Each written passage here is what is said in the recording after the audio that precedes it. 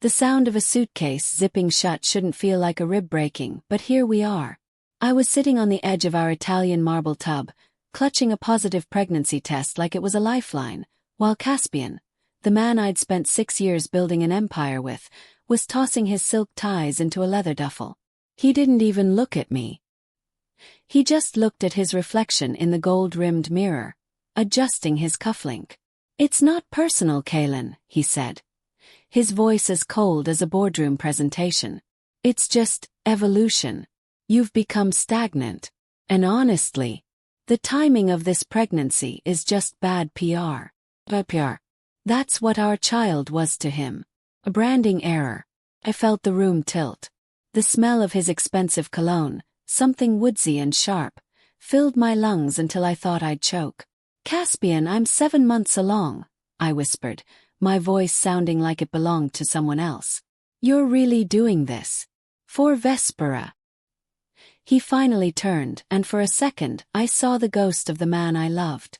But it vanished, replaced by the shark who had hostile taken over half the tech corridor. "Vespera understands the vision, Kaelen.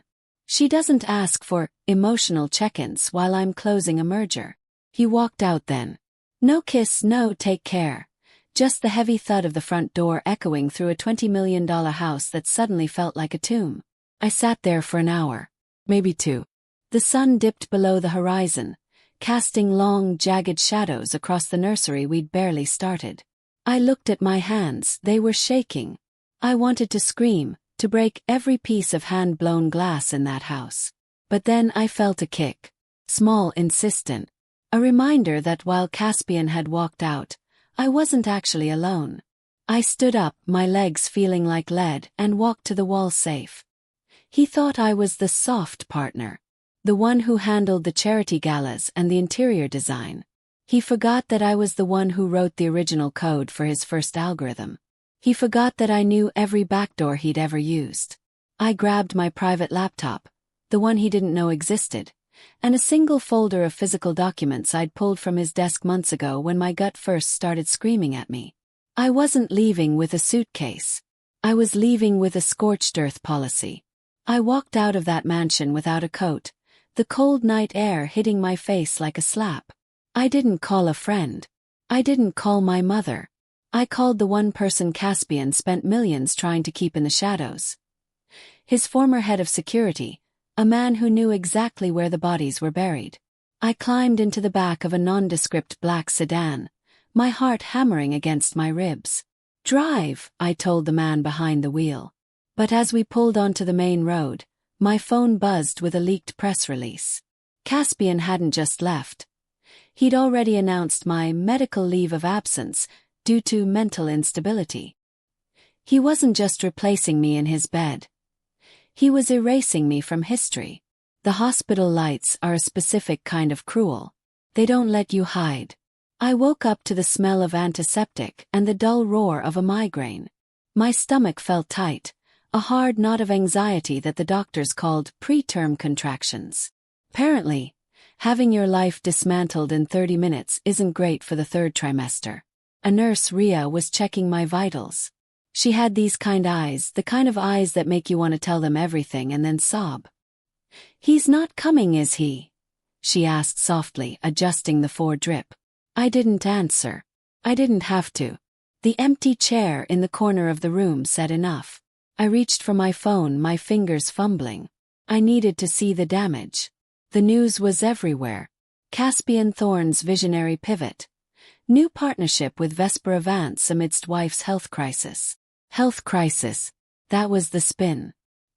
He was making me look like a liability so the board wouldn't blink when he stripped my voting rights. He was using our child, our daughter, as a reason for my fragility. I felt a heat rise in my chest that had nothing to do with the fever. It was a cold, calculated rage. The kind of rage that simplifies things. Called my lawyer Silas. Silas was the kind of man who ate sharks for breakfast and didn't bother with napkins. "Kaelen," he said, his voice gravelly. "I saw the news. Tell me you have the encryption keys." I looked at the folder sitting on the bedside table. "I have more than the keys, Silas. Have the ledger." The one where he moved the offshore assets to fund Vespera's shell company. There was a long silence on the other end. If you use that, you're not just divorcing him. You're ending him. I looked down at my bruised arm, then at the sonogram taped to the monitor. He ended us first, Silas. Start the filing. And don't use the irreconcilable differences template. Use the fraud one. Rhea walked back in with a tray of lukewarm food. She saw the look on my face, the shift from victim to hunter. You look different than you did an hour ago, she noted, setting the tray down. The pain didn't go away, I told her, my voice steady for the first time in weeks. It just changed shape. I'm not going to be the hurt wife in his story. I'm going to be the ending he never saw coming. I picked up a fork, forcing myself to eat. I needed the strength. Because the next 48 hours weren't about healing. They were about positioning the pieces for a checkmate Caspian didn't even know was being played. But just as I reached for my water, the door to my room swung open. It wasn't Silas. It wasn't the doctor. It was Vespera. She was wearing my favorite designer coat, a smirk playing on her lips, and she held a legal envelope in her hand that made my blood run cold. Caspian forgot to tell you one thing, she purred. Get out. The words felt thick in my throat, but they were the only ones I could manage. Vespera didn't move. She stood by the door of my hospital room, wearing a coat I'd bought in Paris, looking down at me like I was a budget overage she'd finally cleared. Oh, Kaelen, she sighed, a patronizing, pitying sound. Don't make a scene. It's bad for the baby. She placed the heavy, cream-colored envelope on the foot of my bed. This is just a courtesy. Caspian wanted you to have a hard copy before the locks were changed. I stared at the envelope. I didn't need to open it to know what was inside. An eviction notice and a restraining order. He wasn't just kicking me out of my home. He was preemptively legally gagging me. He was making sure I couldn't even stand on the sidewalk outside my own house without risking arrest. He didn't want you staying in that drafty old place while you're unwell, Vespera continued, smoothing an imaginary wrinkle in her silk skirt. We're moving closer to the city. Better for networking. Networking. Our marriage was a networking opportunity to her. Rhea, the nurse, stepped back into the room, her brow furrowed. She looked at Vespera, then at me. Is everything okay in here? Vespera smiled, a blinding, performative thing. Oh yes. I'm just visiting a dear, sick friend. But I was just leaving. Kaelen needs her rest. She turned back to me, the smile not reaching her eyes. Sign the agreement, Kaelen. It's generous. You can have the beach house. Just let the board vote go through. She didn't wait for an answer. The click of her heels on the linoleum sounded like a countdown. When the door shut, the silence felt heavier than it had before. The beach house. That's what I was worth to them. Place to keep me quiet. I reached for the envelope. I needed to see his signature. I needed to see that it was real. His handwriting was precise, angular. The same signature that authorized multimillion-dollar acquisitions, now authorizing the displacement of his wife and unborn child. I felt a wave of nausea, followed by a fierce, protective throb in my abdomen. This wasn't just about the company anymore. It was about survival. Called Silas back. She was here. With papers. Silas swore, a rare break in his professional demeanor. Don't sign anything. What did she say? I related the conversation, the smirk, the French coat. They want my voting shares for the merger, I said, my voice hardening. Caspian needs a 60% majority, and I own 15%. Silas hummed thoughtfully. So you are the bottleneck. They aren't trying to help you. They're trying to neutralize you. Exactly, I said, looking out the window at the rain-streaked glass. And I'm not going to be neutralized. Silas, how long can we delay the filing? I need time to make sure those offshore accounts are still active. A few days at most. He'll get suspicious if your side is silent. Then we go loud, I decided. Send him a counteroffer. 30%. And full custody. He'll explode. And while he's exploding, he won't be looking at what I'm doing in the background. The plan was set. But as I hung up, Rhea ran back into the room, looking pale. Your blood pressure is spiking. You need to calm down, or we'll have to perform an emergency C-section. I looked at her, my hand covering my heart. I couldn't afford to be calm. Because while I was plotting, Caspian was making his next move. I spent the next 24 hours in the medical equivalent of a hostage situation. Monitors pinged every 30 seconds, and I wasn't allowed to leave the bed. Caspian's legal team sent dozens of emails, each one more aggressive than the last. They were offering me cash settlements now, absurd amounts, in exchange for an immediate proxy vote. They were terrified, and that meant I was winning. Rhea snuck a secure laptop into my room. This isn't standard practice, but you look like you need it, she whispered. I didn't need it. I needed it yesterday. I was accessing old code I hadn't looked at in 3 years. Caspian had kept the security protocols I built. He thought they were unbreachable because he was the only one with the final authorization key. What he didn't know was that I had coded a 2-factor authentication bypass. Failsafe. Not because I didn't trust him back then, but because I'm an architect, we always build a backdoor. The merger vote was scheduled for noon. I could see the live updates on the business wires. Thorne-Vance merger poised for approval. Caspian Thorne expected to solidify power. He was going to stand there, take the credit, and consolidate his control over everything we built. I looked at the line of code that would invalidate his final key. All I had to do was click execute. But if I did that now, he'd know I was active. I had to time it. I had to let him get all the way to the edge of the cliff before I pulled the rug out. My phone buzzed again. This time it wasn't an email. It was a video message from Vespera. It showed Caspian in his tailored suit, standing at the head of the boardroom table. He was smiling, raising a glass of whiskey. Vespera's hand was on his shoulder. To the future, he was saying. She panned the camera around, showing the members of the board nodding and applauding. My board. The people I'd recruited. He'd flipped them all. You could have been here, Kaelen, Vespera's voice said, overdubbed. But you chose the hard way. I watched that video 10 times. Each time my blood pressure rose, but my hand on the keyboard grew steadier. I watched his smile, that smug, self-assured smile of a man who thought he'd already won. 11:58 a.m. I navigated to the merger protocols. 11:59 a.m. I could almost hear his voice in the boardroom. Shall we take the final vote?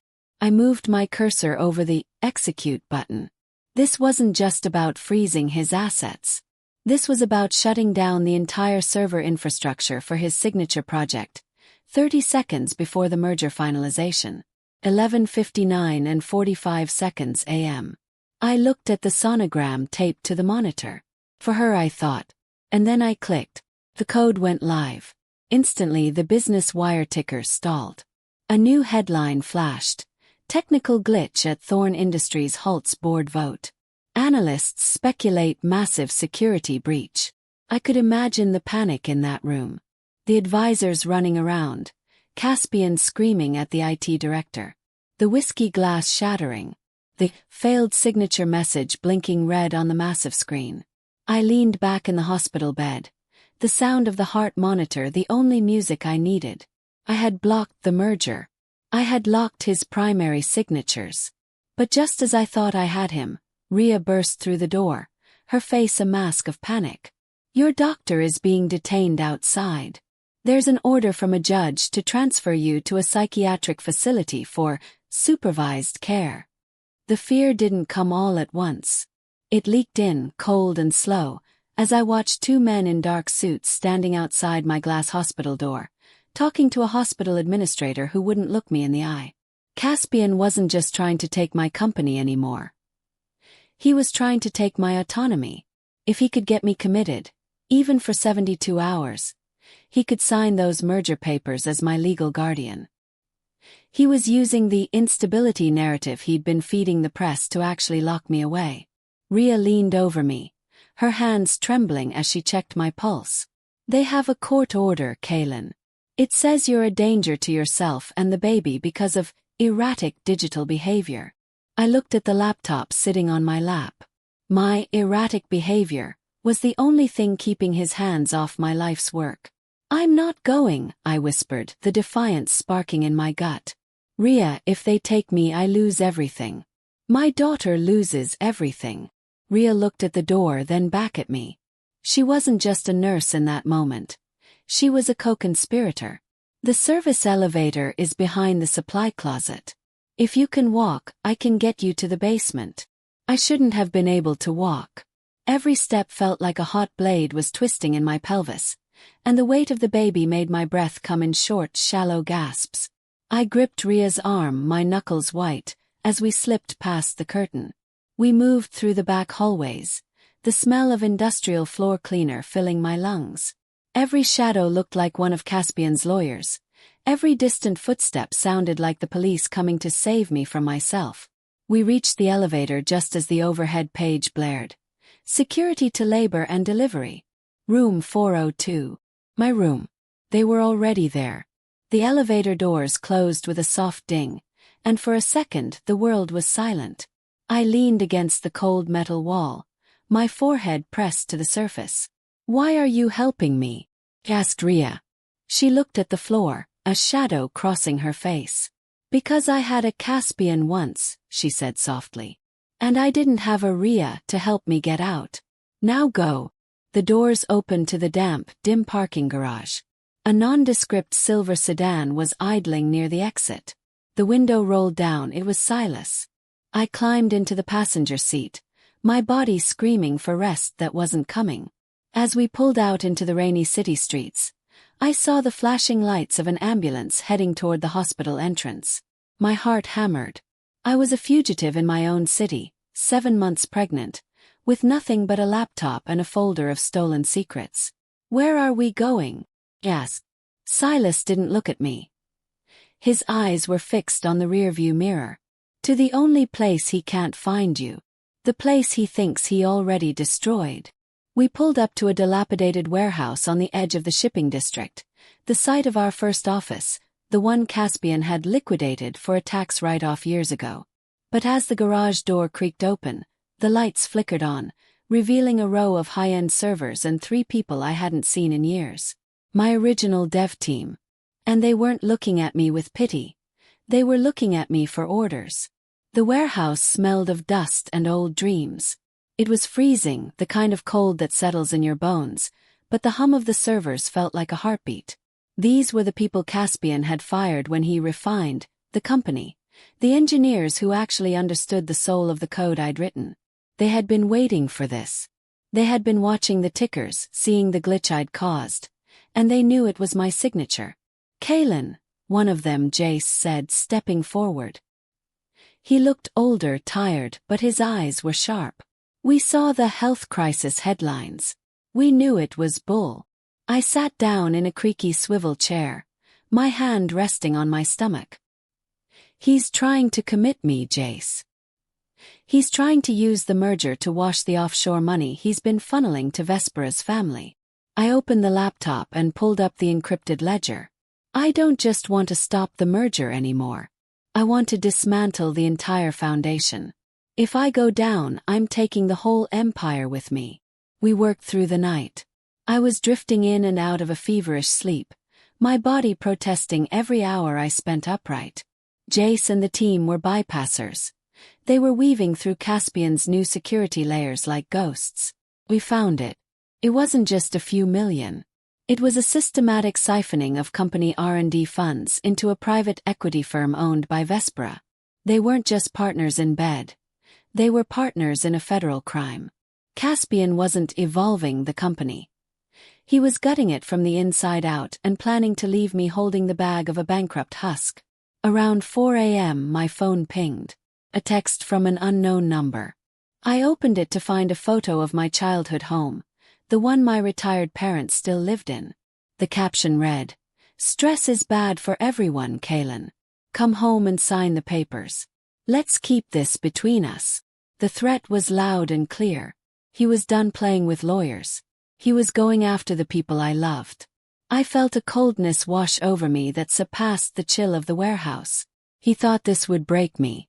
He thought I'd fold to protect them. But Caspian forgot one fundamental rule of the game we played.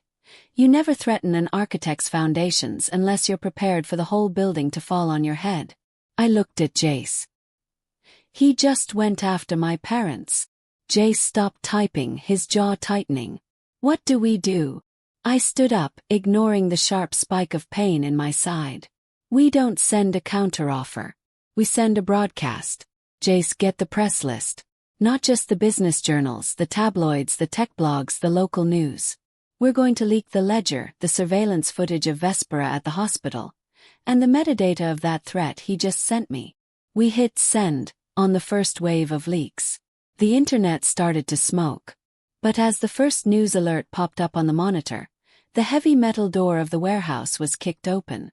I expected the police. I expected the dark suits. I didn't expect Caspian to be standing there himself. His expensive suit soaked with rain, holding a gun. The sound of the gun cocking was louder than any server hum. Caspian didn't look like the polished CEO from the brochures anymore. His hair was matted with rain, his eyes bloodshot, and his hand, the one that usually held a crystal tumbler of scotch, was shaking as he pointed the barrel at Jace. "Kaelen, tell them to stop the upload," he hissed, his voice cracking. "Tell them to delete the ledger or I swear, I'll end this right now." I didn't move. Couldn't. Every muscle in my body felt locked in a spasm of pure, primal terror, but I forced my eyes to stay on his.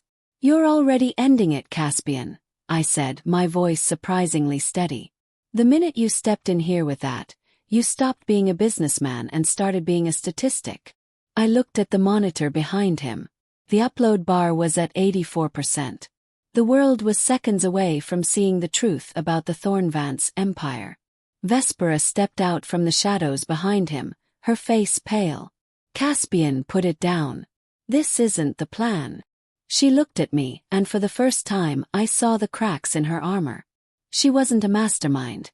She was a passenger on a sinking ship, realizing too late that the captain was insane.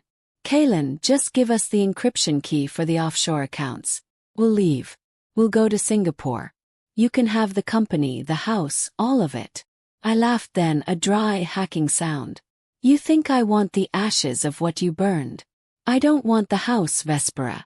I want the justice." 89%. Caspian took a step toward me, the gun barrel lowering toward my stomach. My heart hammered a frantic rhythm against my ribs. "The key, Kaelen. Now." I reached into my pocket, my fingers brushing against the cold metal of a USB drive. Not the key, but the trigger for the internal alarm system I'd silently activated 10 minutes ago. "It's right here," I whispered. I held it out, my hand trembling just enough to look like a surrender. He reached for it, his focus breaking for a split second. That was all Jace needed. He threw a heavy rack-mount server at Caspian's feet, the crash echoing like a bomb. Caspian lunged, the gun firing a wild shot into the ceiling, showering us in dust and insulation. I dived behind a desk, my protective instincts screaming as I curled around my belly. The struggle was a blur of shadows and grunts. Jace was younger, but Caspian was desperate. They crashed into the main server rack, sparks flying as the cooling system ruptured. 95%. I crawled toward the main terminal, my fingers flying across the keys as the blue light of the screen blinded me. I wasn't just uploading the ledger anymore. I was live streaming the warehouse security feed. "Caspian, look up," I shouted over the noise. He had Jace pinned against a crate, but he froze when he saw his own face on the massive wall monitor. A grainy high-definition image of a CEO holding a gun to his pregnant wife. 100%. Upload complete. The send notification flashed green just as the sound of sirens tore through the shipping district. Caspian looked at the screen, then at the door, the realization hitting him like a physical blow. But then I felt a sharp liquid heat rush down my legs. I looked down at the floor, my breath catching in a silent scream. "Rhea!" I screamed, but Rhea wasn't there. It was just me, the cold concrete, and the man who had tried to erase me. The pain hit then, a wave so violent it felt like I was being torn in two. My water had broken, and the stress had finally pushed my body over the edge. I slumped against the server rack, gasping for air, as the first wave of police officers burst through the warehouse doors, their tactical lights cutting through the darkness. I remember the chaos in flashes. Caspian being tackled to the ground. His face pressed into the dirt he'd tried so hard to rise above. Vespera being handcuffed, her designer coat torn and stained. And then the paramedics. The cold air of the ambulance, the frantic voices over the radio, and the terrifying silence from my own body. I didn't care about the stocks. I didn't care about the headlines that were already lighting up every phone in the country. I just wanted to hear a heartbeat. "Stay with us, Kaelen," a voice said. It was Silas, who had followed the police in. He was holding my hand, his suit jacket discarded. "The news is everywhere. The board has already voted to reinstate you as interim CEO. The merger is dead. He's gone." I gripped his hand until my knuckles turned white. "I don't care about the company," I wheezed between contractions. "Is she okay? Silas, is she okay?" He didn't answer. He just looked at the paramedic, who was frowning at the monitor. The next few hours were a blur of white lights and the sharp sting of an epidural. I was back in a hospital, but this time there were no guards outside. There was only a wall of flowers and a line of reporters held back by a new security team I actually trusted. When the final push came, it wasn't the sound of a boardroom gavel that echoed in the room. It was a cry. A high, thin, beautiful sound that cut through the trauma of the last 48 hours like a diamond through glass.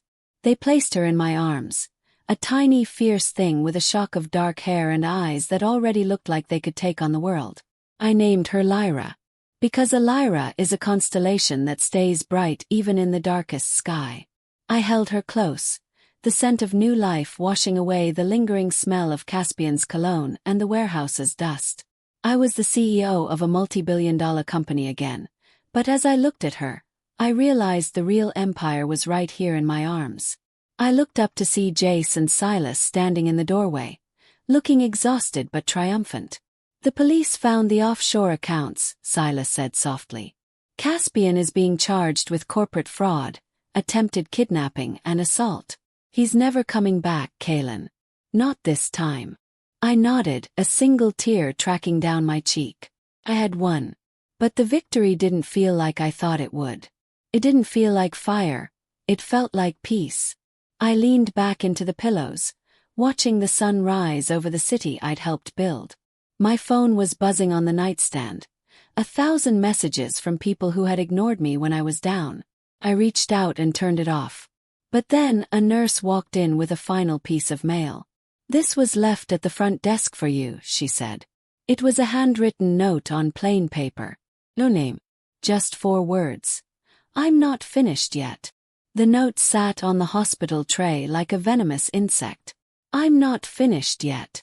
4 words that turned the sterile warmth of the recovery room back into a meat locker. I looked at Lyra, sleeping peacefully in her plastic bassinet, her tiny chest rising and falling with a rhythm that was the only thing keeping me grounded. Caspian was in a holding cell. Vespera was being processed. So who left this? I didn't call the police. Not yet. Call Jace. "The warehouse feed," I whispered, my voice sounding like broken glass. "Scrub the footage from the front desk of the hospital from 20 minutes ago." There was a long silence, the sound of rapid typing over the line. "Kaelen." "The cameras went dark for a 3-minute window," Jace said, his voice tight. "A professional blackout. This wasn't Caspian.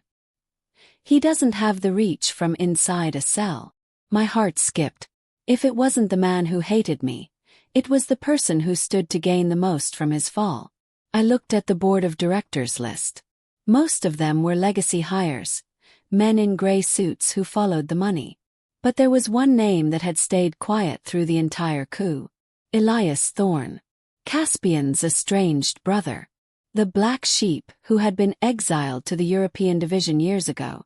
I realized then that I hadn't just cleared a path for myself. I'd cleared the throne for someone much more patient than Caspian ever was. I wasn't just a mother or a CEO anymore. I was a target. I discharged myself against medical advice. I couldn't sit in a glass room waiting for the next note. I moved into a high-security apartment, a fortress of steel and encryption, with Rhea staying on as Lyra's private nurse. We lived in a world of biometric scans and silenced phones. Every time the elevator chimed, I felt my skin crawl. I spent my nights staring at the city skyline, wondering which office light belonged to the person watching me. I had the company back, but I was a prisoner of my own success. 1 week later, the first move happened. A hostile takeover bid. Not from a competitor, but from an anonymous hedge fund. They were buying up the panic-sold shares at an alarming rate. They were using the scandal, my scandal, to devalue the company so they could swallow it whole. I sat in my home office, the blue light of the monitors reflecting in my tired eyes. I saw the patterns in the trades. It was an elegant, brutal sequence. It was a code I recognized. I traced the origin of the buy orders back through 7 shell companies, past the Cayman accounts, and straight into a server located in a small villa in Tuscany. I hit decrypt on the final layer, expecting to see Elias's name. Instead, the screen flashed a single high-resolution photo of me and Caspian on our wedding day.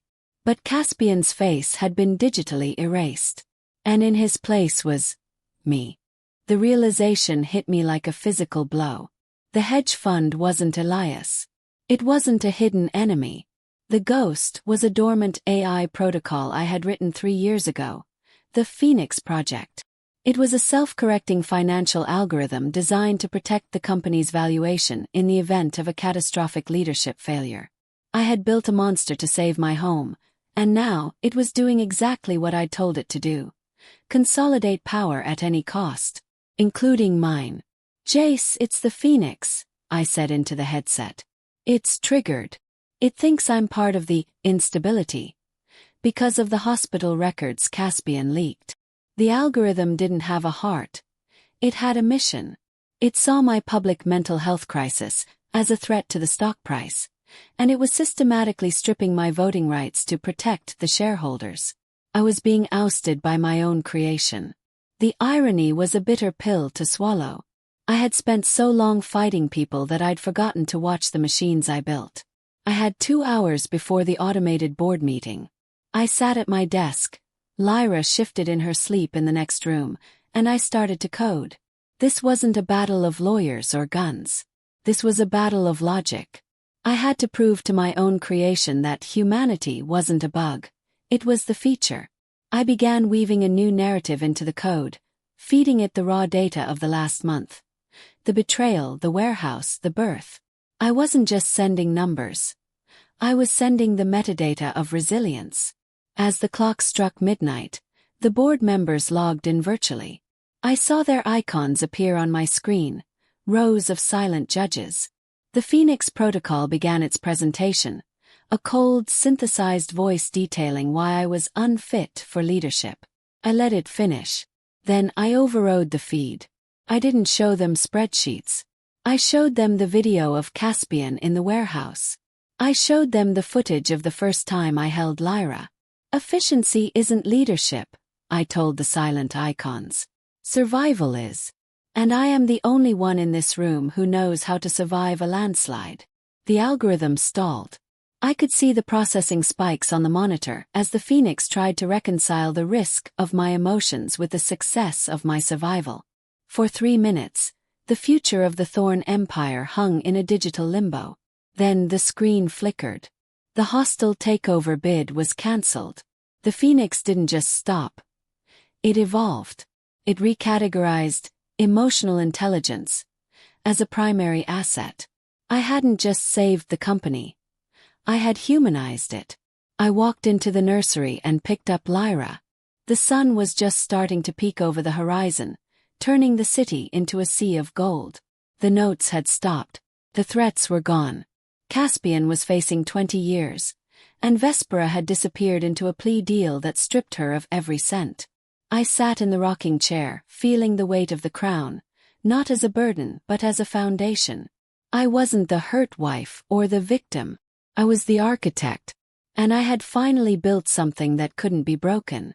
Thanks for listening. This story is a reminder that your worth isn't defined by who stays or who leaves. It's defined by what you build when the world thinks you're finished. Don't forget to subscribe, and if you've lived through something similar, share your story in the comments. Your voice matters.